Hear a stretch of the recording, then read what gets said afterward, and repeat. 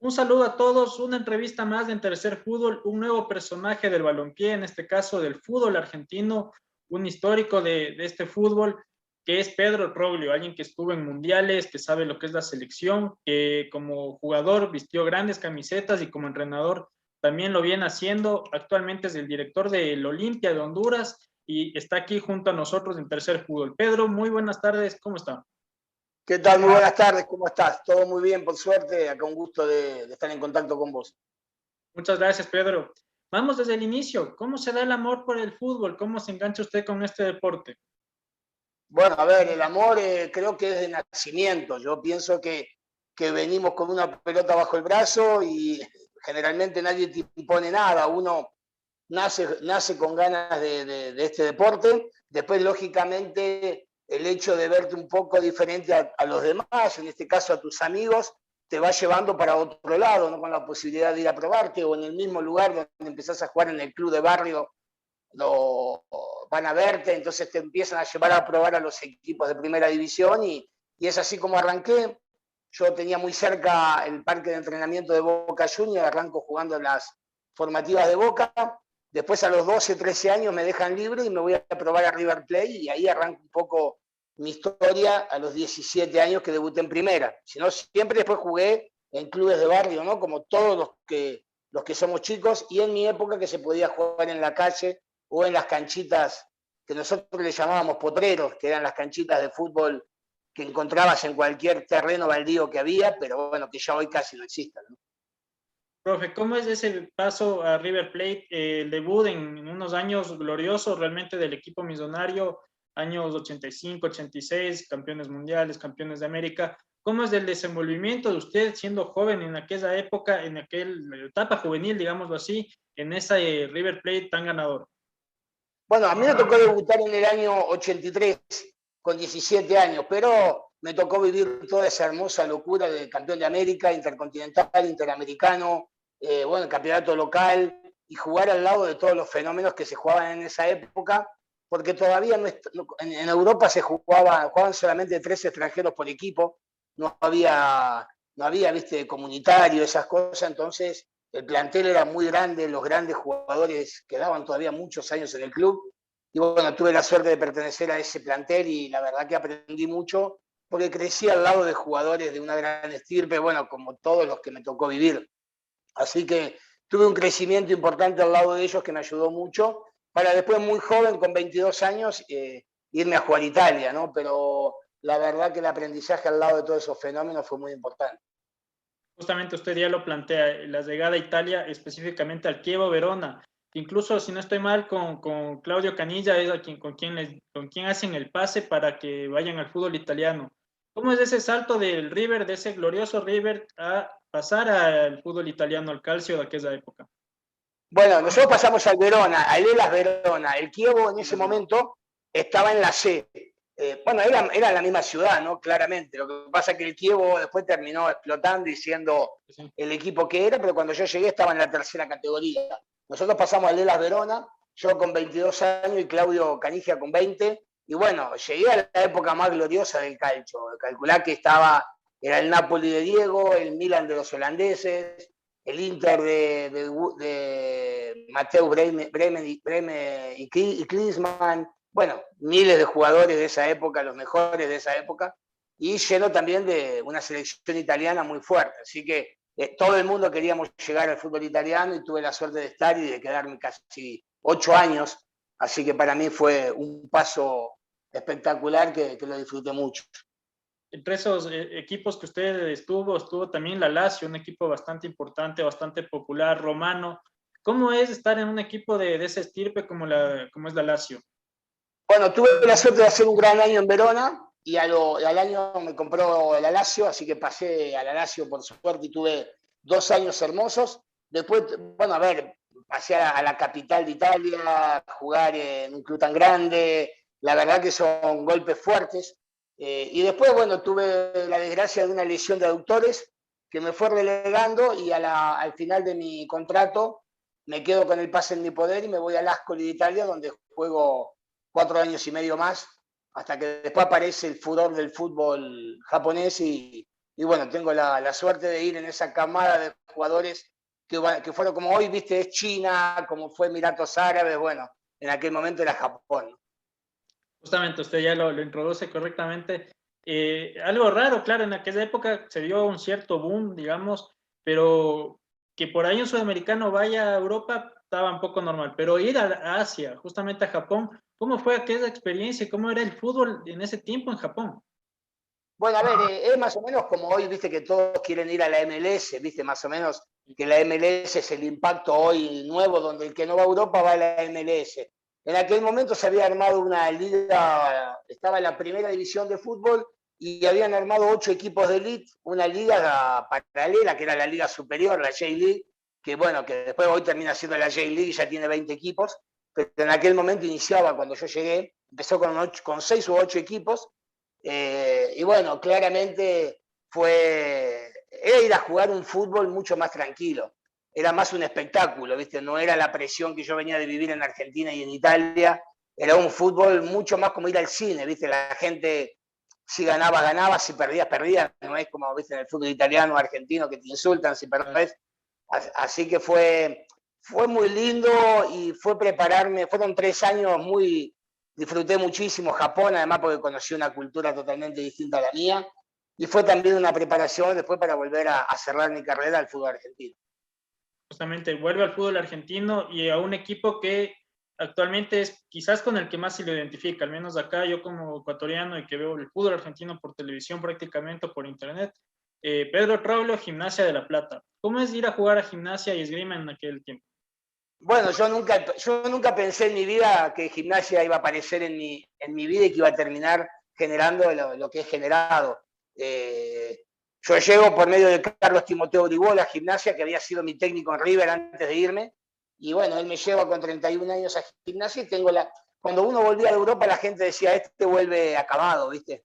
Y la verdad que volví y jugué 8 años a un gran nivel, hasta los 38 años jugué en Gimnasia, y generé un vínculo muy, muy fuerte con la gente, pero creo que se generó mucho más después como entrenador, porque cada vez que me tocó volver a Gimnasia eran momentos críticos del club, casi luchando para irse a la B o en la B, y tuve la suerte de pelear títulos, de ascenderlo.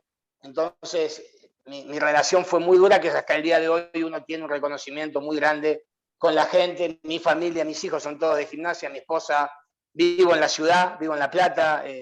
Digamos que es como, viste, cuando vos nacés de papá y mamá, yo era hincha de Independiente, pero un día te enamorás de alguien y te vas a vivir con esa persona. Bueno, yo soy hincha de Independiente, un día me enamoré de Gimnasia y quedé ligado al club para siempre. Bueno, Pedro, ya vamos a ir más adelante con lo que es su etapa como entrenador que la viene desarrollando, pero continuemos todavía con lo de jugador porque está investigando y hay mucha tela que cortar, hay mucho que contar. Y entre esos está la selección argentina. ¿Qué significa para usted la selección argentina?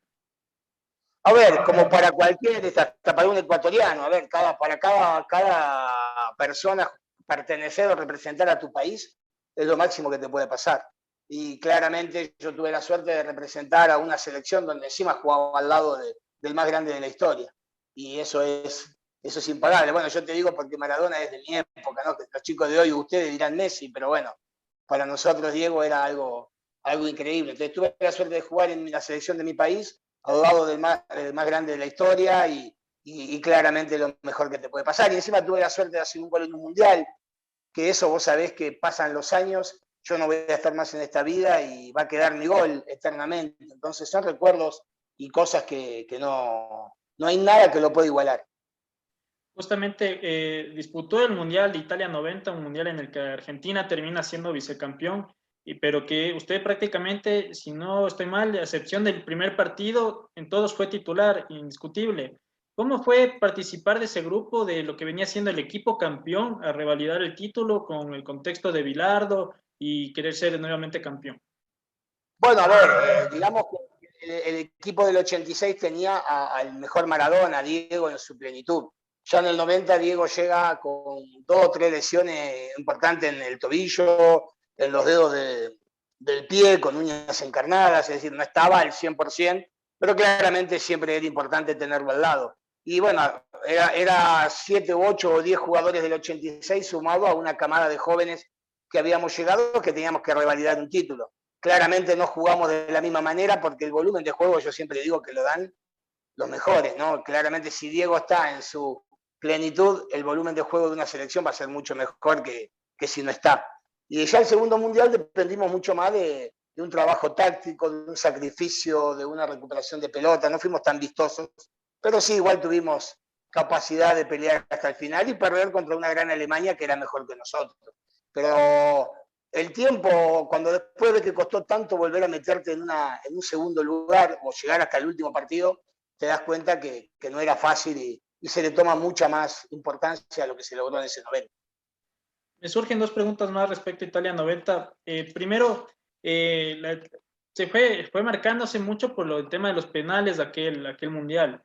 Y frente a Yugoslavia, usted falló un penal que lo estrella en el palo. Ese momento, ¿qué sintió? Bueno, por suerte luego el Goico se lució, pero en ese momento, ¿qué sintió cuando falló el penal? Y a ver, es la antítesis de lo que te contaba del gol. Cuando vos errás el penal, vos te das vuelta y tenés que volver caminando solo hasta la mitad de la cancha, tenés ganas que se abra la tierra y que aparezca una escalera que te lleve al fondo de la tierra. Además llegás a la mitad de la cancha y todos te dicen no pasa nada y no es que no pasa nada, pasa y pasa en serio, porque vos mismo sabés que te podés quedar afuera por culpa tuya. Había errado Diego encima, pero bueno, Diego, viste, es Diego, yo soy yo, no era Diego. Así que gracias a Dios que después Goico apareció, el Goico que conocía yo de River. Nosotros con Goico jugábamos en River juntos, yo sabía que era un gran atajador de penales y sabía que cuando llegábamos a penal era muy difícil perder. Así que por suerte nos salvó y quedó como una anécdota más el penal errado. Si hubiéramos quedado afuera, la anécdota hubiera sido más fea. Claro. Posteriormente se da la final con Alemania, ciertas polémicas con el árbitro, por ahí algunas acciones que por ahí erradamente se las pitó. ¿Cómo sintió jugar una final del Mundial? Creo que es algo para privilegiados. ¿Y cómo fue desarrollar el final de Italia 90? Sí, a ver, jugar una final es lo máximo que te puede pasar porque somos 22 jugadores cada 4 años. No se da mucho en la vida gente que ha jugado una final del mundo. Somos pocos en la historia. Entonces, haber llegado es importante. Te da bronca haber perdido con un penal faltando 4 minutos que no era, pero también reconozco que esa Alemania era un equipo, si bien con nosotros no jugó bien, había hecho los méritos mejores que los nuestros como para llevarse el título mundial por el fútbol que había expresado. Pero bueno, llegar a 4 minutos del final y poder ir a los penales, todo, claramente que nosotros te quedaste con un dolor muy grande. Pero vuelvo a repetirte que el tiempo, en ese momento me invadió la tristeza y me duró por mucho tiempo. Pero después a distancia hoy de 30 y pico de años, uno reconoce que no es simple llegar a una final del mundo, que quedarte hasta el último día, tener tu medalla de plata. Yo le doy valor también. Viste que te dicen, solo sirve ganar. Sí, es verdad. El fútbol es tan ingrato que solo sirve ganar. Pero el tiempo después te dice, fuiste subcampeón del mundo y tenés tu medalla, tampoco es poca cosa. Justamente entremos en el ámbito del entrenador, del Pedro Troglio, director técnico. ¿Cómo fue ser parte de un proceso con Bilardo? ¿Cómo era ser un jugador que era dirigido por Bilardo? Y a ver, para mí fue un adelantado, siempre fue un adelantado y siempre lo digo.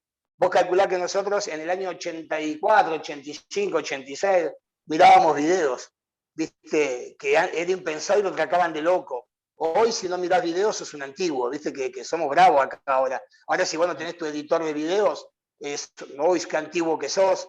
Y Bilardo nos mostraba, lo que pasa es que nos mostraba, viste, el TDK, viste, el que tenías que correr con el dedo, claro, hoy tenés para compaginar, para armar tu video y armarlo en media hora. Antes, pobre, tenías que pasar con el rebobinarlo. Pero para mí fue un adelantado desde lo táctico, él fue el que arrancó con la línea de 3.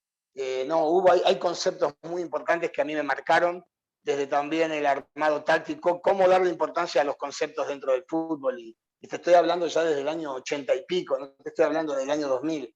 Así que para mí fue un libro abierto del cual agarré muchas cosas que hoy empleo, que lo único, a un jugador tácticamente, lo único que lo hace mejorar es insistir, es ponerlo ante los videos, es la única manera para que lo haga y que aprenda. Justamente también hay otros técnicos a lo largo de su carrera, nombres muy importantes. Usted ya lo decía, Agrigol, también está el Bambino Veira. ¿Cómo es? ¿Qué aprendió de esos básicamente? Mira, de todos hay algo distinto. El Bambino Veira era una motivación pura, era un técnico muy motivador que claramente uno siempre intenta y cree que la motivación en el ser humano es importante para todo, no solamente para el fútbol. Grigol era un excelente armador de grupos y ante el gran armado de grupos yo creo que todos hacemos mucho más caso dentro del campo de juego, ¿no? En el buen clima, en el disfrutar, en el vivir bien. Después tuve a Dino Zoff, que es un arquero italiano de la selección italiana, muy, muy legendario, que también fue muy importante en mi... Gregorio Pérez también, que hoy está trabajando en el Universitario de Perú, fueron técnicos muy importantes en mi carrera que me dejaron mucho. Justamente, ¿cómo se dan los inicios como entrenador? ¿Cómo es pasar del jugador, el retiro y pasar a ser director técnico? Mira, yo era de esos jugadores que decían que, viste, que el día que dejaban no iba a ser nunca técnico, porque quería vivir la vida, viste, esa estupideces que decimos los jugadores cuando estamos jugando y que nos quejamos de algo tan lindo que es concentrar, comer sano y jugar al fútbol. Es decir, y nos quejamos, que concentramos, y porque parece que es una locura concentrar porque te alejas 2 días de la familia. Pero después con el tiempo me fui dando cuenta que quería dirigir, que mis amigos me decían que yo tenía pasta para eso, mis técnicos también. Así que hice el curso y bueno, después costó bastante empezar. Yo dejé de jugar y al año y medio recién consigo que Godoy Cruz me dé la primera posibilidad, Godoy Cruz de Argentina, que fui uno de los primeros técnicos que Godoy Cruz le da a gente joven, viste, como primera experiencia para dirigir. Y bueno, ahí gracias a Dios arranqué y llevo 16 años sin parar, así que estoy feliz con la carrera que he hecho. Justamente, y grandes del continente que usted ha dirigido como Independiente, y ya hablábamos de Universitario y ahora Olimpia Honduras. ¿Cómo fue la experiencia en un equipo grande como es Independiente? Bueno, durísima, es una realidad mucho más fuerte. Ojo que Gimnasia es bravo, porque Gimnasia es una ciudad que vive a la par del fútbol nada más, y son 2 equipos, Estudiante y Gimnasia. Pero después me tocó ir Independiente y claro que ya tenés que tener cuidado con todo, con tus declaraciones, con tu manera de actuar, bueno, es mucho más complejo. Después me tocó ir a Paraguay a Cerro Porteño, que es donde salgo campeón por primera vez, también lo mismo, vos calculás que ahí están todo el día pendientes de lo que dice el técnico de Cerro Porteño o el técnico de Olimpia de Paraguay. Lo mismo en Universitario de Perú, lo mismo acá en Olimpia. Después, claramente, los otros equipos sí, también, cuando perdés te tenés que ir, pero el día a día es mucho más tranquilo. Los equipos grandes es 24 horas sobre 24 horas hablando en todos los medios y te exponen totalmente. Cuando viene bien es muy lindo porque te endulzan el oído, pero cuando vienen mal te destruyen el oído y es muy duro. Bueno, equipos muy populares, hablamos de Cerro Porteño, de Universitario, de Olimpia. ¿Cómo es manejarse mediáticamente en el día a día de un equipo grande? ¿Cómo se desenvuelve usted en el día a día? Mira, a ver, me tendría que manejar distinto y mejor de lo que me manejo, pero soy un ser humano que a veces no es que se calma ante determinadas situaciones y queda expuesto en alguna discusión. Ya me pasaba como jugador y me sigue pasando en la vida y me sigue pasando como técnico. Lo normal sería que pudiera estar de brazos cruzados con un habano, ¿viste? Sin enojarme al costado de la cancha o con un traje, pero no puedo a veces, ¿viste? La verdad que yo manejo pasiones y al manejar pasiones es como que la responsabilidad tuya es tan fuerte que no estás sereno como tenés que estar. Hay algunos técnicos que sí, no es mi caso, pero bueno, igual lo siento así al fútbol y no sé si está bien o está mal, pero me ha dado resultado y cuando me logro desquitar o sacar la bronca me hace bien. Te repito, no sé si está bien o está mal, pero es la manera que tengo de actuar. Y justo lo que hablábamos al inicio, quizás nos detalle un poco más, el ser el técnico de Gimnasia, el haberse convertido en un referente del equipo de Lobo. Sí. A ver, ¿cómo te puedo explicar? Ir por la calle y encontrar gente que tiene un tatuaje tuyo, o gente grande de 80 años que te abraza y se pone a llorar, o ver chicos, muchos chicos en La Plata con el nombre Pedro. Claramente que a mí, es decir, como yo les cuento a todo el mundo, yo entro a La Plata y me siento Messi. Ahora salgo de La Plata y vuelvo a la normalidad, ¿viste? Porque sí, te conoce la gente, pero no es. En La Plata vivo una situación muy fuerte con la gente de Gimnasia, una relación de mucho amor que es recíproco. Yo los adoro y ellos me quieren, y bueno, después tendrás alguno que no te quiere, seguramente, porque no todos te pueden querer. pero siento la verdad que una representación muy grande, es el club que adoro, soy socio, te repito, mis 6 hijos son hinchas de Gimnasia, mi esposa es hincha, Alejandra es de Gimnasia, es difícil no estar tan pegado al club, y yo soy un agradecido a tanto amor, y por eso, bueno, generalmente he vuelto muchas veces, no sé si me conviene seguir volviendo, porque siempre salís golpeado, porque es un club que vos haces un gran campeonato, salís un campeón y al año siguiente te vendieron a Nacho Fernández, a Maxi Mesa y chao. Después no es que te traen jugadores iguales para seguir peleando, no, tenés que arrancar de vuelta de cero. Y la gente te vio pelear y cree que es fácil, y no es fácil pelear palmo a palmo con Boca y River. Así que yo creo que a veces hay un desgaste que ya más vale conviene evitar. Justamente, Pedro. ¿Y cuál es el estilo de juego de Pedro Prolo? Ya hablando tácticamente, ¿cómo se distribuyen los equipos? Ya hablamos de algunas influencias, como la bilardista, y no sé si se define bilardista, pero ¿cómo juega un equipo de No, Pedro Prolo? mirá, yo me defino, a mí me encantan todos los técnicos. Si yo te voy a nombrar 8 técnicos y son todos distintos. Guardiola, Klopp, Mourinho, Simeone, y puedo seguir, Bielsa, Pasarela, Bilardo, Menotti, y decir, a mí donde hay una consecuencia táctica, donde uno ve un trabajo, a mí me gusta porque ahí hay un entrenador. Cuando vos ves un trabajo en un equipo, no importa si el trabajo es salir jugando desde el vestuario, tiene que salir jugando, o si salta una línea y va a pelear una segunda pelota y la recupera y genera un ataque rápido. Hay trabajo, y cuando hay trabajo, hay un entrenador. Yo generalmente, de acuerdo también a donde te toque dirigir, si me toca dirigir en un equipo con poca billetera, con poco dinero, uno tiene que adaptar sus conceptos a los jugadores que tiene. Si puedo elegir, me gustaría claramente siempre elegir a los mejores para tener un fútbol mucho más vistoso y que termine siempre 4-0 y que no esté sufriendo yo al costado del banco que termine 1-0 y que se termine. Yo pienso que uno se tiene que ir adaptando. Pero sí, a lo largo del año he cambiado de ser un tacticista a darle mucho más importancia a los conceptos. Es decir, yo creo que el concepto en el fútbol es mucho más fuerte que la táctica. Un concepto, por ejemplo, si vos perdés el hombre, vos perdés tu marca, es un error, porque en la siguiente línea vamos a tener un desfasaje. Entonces hay que trabajar ese concepto, no abandonar el hombre. Entonces, a partir de todos mis trabajos, he empezado a trabajar los conceptos que manejo en la cancha. Después he parado 4 en el fondo, 3 en el fondo, 3 en el medio, 4 en el medio. He variado de acuerdo a las características de mis jugadores. Pedro, justamente repasando un poco, dirigió Cerro Porteño, Universitario, Oro Olimpia, equipos grandes. ¿Se ilusiona quizás con algún momento ser director técnico de alguna selección? Por lo general los equipos grandes dan el salto a luego una selección, ¿no? Sí. ¿Está en sus A mí me planes? gustaría mira, a mí siempre me gustó el día a día, ¿viste? Me gusta más esto de levantarme todos los días. Yo me levanto 5:30 de la mañana, me levanto a las 6, me tomo un café y arranco. Llego al entrenamiento antes que todo con mi cuerpo técnico, esperamos a los jugadores y nos vamos después que terminan todos. Y me encanta estar y me encanta el día a día. El entrenador de selección, viste que tiene más baches en el medio, ¿no? Es más de análisis. A mí me gusta el campo de juego. Pero también hay una realidad, que también me gustaría, de la misma manera que jugué un mundial como jugador, algún día dirigir un mundial como técnico. También estaría bueno porque sería como completar todo. No lo veo como algo imposible, lo veo como una posibilidad futura, pero tampoco no es que estoy esperando que sea mañana, que sea cuando tenga que pasar. Y si no es, paciencia. Hablábamos justamente cuando repasábamos la selección argentina que jugó, tuvo el privilegio de jugar con el mejor del mundo. ¿Cuál es el mejor jugador que usted ha dirigido? Oh, mm, pucha, tengo tantos, qué difícil que es.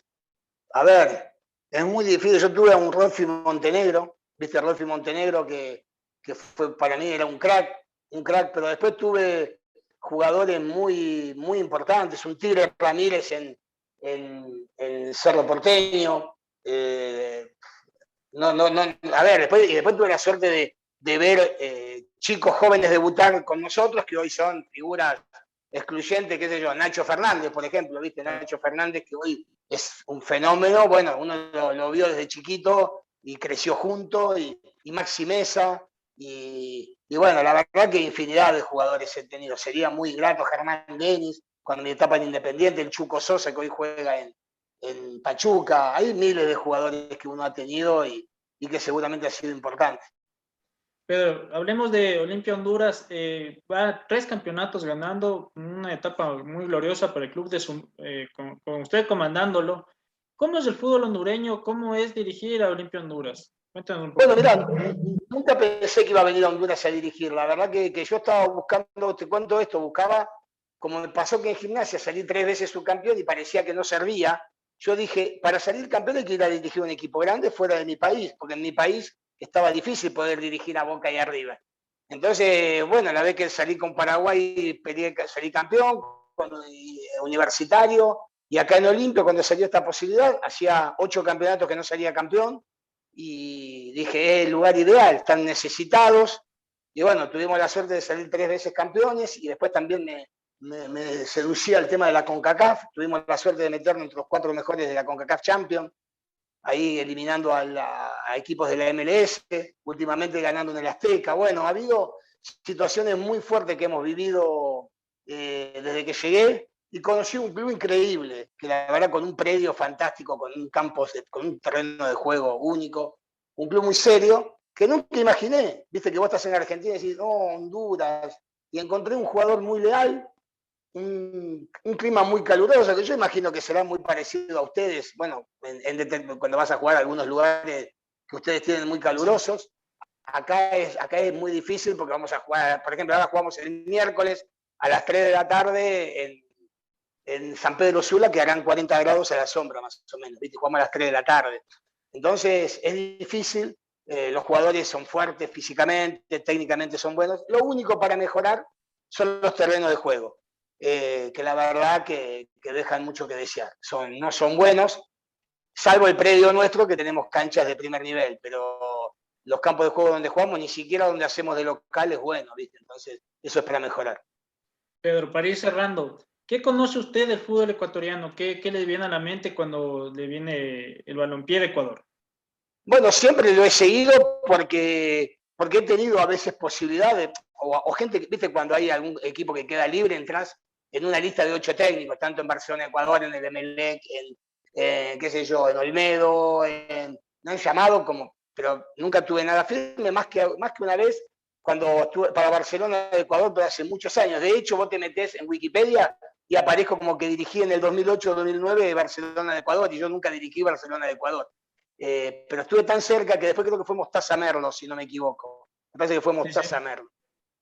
Bueno, casualmente ayer estaban mirando Barcelona Independiente del Valle, ¿viste? Porque acá pasan, yo tengo el cable, entonces, y encima juega Farabelli en Independiente del Valle, que yo lo tuve en gimnasia y que lo quiero mucho, entonces lo sigo. Y bueno, y sigo el fútbol, ¿viste? Sigo la Liga de Quito, que también está Gavarini, que también lo tuve en Independiente. Entonces, a donde hay jugadores míos siempre me engancho, y bueno, y también me ha tocado ir a Guayaquil a jugar cuando la Copa 86, contra el Barcelona de Ecuador. Bueno, lógico que sigo el fútbol y tengo la posibilidad de vivir solo acá y de ocuparme bastante de todas las ligas. Profe, para cerrar, una pregunta que hacemos a todos nuestros invitados. El fútbol actual tiene ciertas dinámicas que en este último tiempo han cambiado bastante. La pandemia, el VAR y ciertas implementaciones como los 5 cambios y algunas cosas más que se dieron en este último tiempo. ¿Cómo usted analiza o ve el fútbol actual? A ver, el fútbol actual se ha hecho físico totalmente, y hoy se hace más difícil a veces ver tanta técnica, porque es muy, muy difícil poder combinar velocidad con técnica. Es decir, salvo un Messi, un Ronaldo, que vos ves stop a velocidad que son increíbles, pero no todos los jugadores pueden ir a esa velocidad y tener esa técnica, porque no es fácil jugar a tanta velocidad y tener una técnica depurada. Cuesta más, por eso a veces se ven más imprecisiones que en mi época, donde el fútbol era más lento y te daba posibilidad de jugar. El VAR para mí no es malo en situaciones límites como lo están manejando, por ejemplo, en jugadas de gol, más allá que después hay equivocaciones groseras que vos, increíblemente, que mirando el VAR o se anulen o se convaliden. Pero a mí no me desagrada el fútbol moderno y no me desagrada el VAR en determinadas situaciones vitales e importantes, como jugadas de último recurso, que son el gol, o viste un offside que define un gol. Lo veo bien porque se evitan un montón de broncas diarias al día siguiente. Bueno, la última, que no puedo desaprovechar preguntarle. Argentina hace pocas semanas ganó la Copa América. ¿Cómo vivió usted como argentino desde lo futbolístico, también como técnico? ¿Cómo observa todo lo que fue la Argentina campeón en Brasil? Bueno, a ver, Argentina campeón nos enaltece a todos los que vivimos de esto. A todos los argentinos que andamos por el mundo nos da una mano, porque lógicamente tener el fútbol campeón de América ayuda muchísimo. Pero personalmente me puse muy feliz por Messi, porque vivo en un país increíble. Argentina es raro. Mira que yo soy argentino y lo digo, somos un país raro. Discutimos y criticamos a Messi porque no salió campeón del mundo o campeón de América. Y ahora que salió campeón, ahora sí es bueno. No, fue bueno siempre. Siempre nos salvaba. Bueno, ustedes están testigos cuando necesitábamos ganar en Ecuador, si no es por él nos quedamos fuera del Mundial. Entonces, me puso feliz por él, porque encima, y cuando lo vi llorando el otro día, digo, mira, el dolor que él tenía metido adentro, ¿no? Entonces, hasta el más grande del mundo, que todos a veces pensamos que esto solamente, que esto es patear una pelota y nada más, ¿no? Hay una carga emotiva tan grande que te lleva hasta esa emoción. El profe Pedro Roble en Tercer Fútbol, muchas gracias, profe. Un gusto realmente charlar con usted, agradecerle por su predisposición y un saludo justamente para usted. Igualmente para vos y a toda la gente de Ecuador. Gran cariño. Gracias, profe. Mucho gusto. Un A abrazo. vos.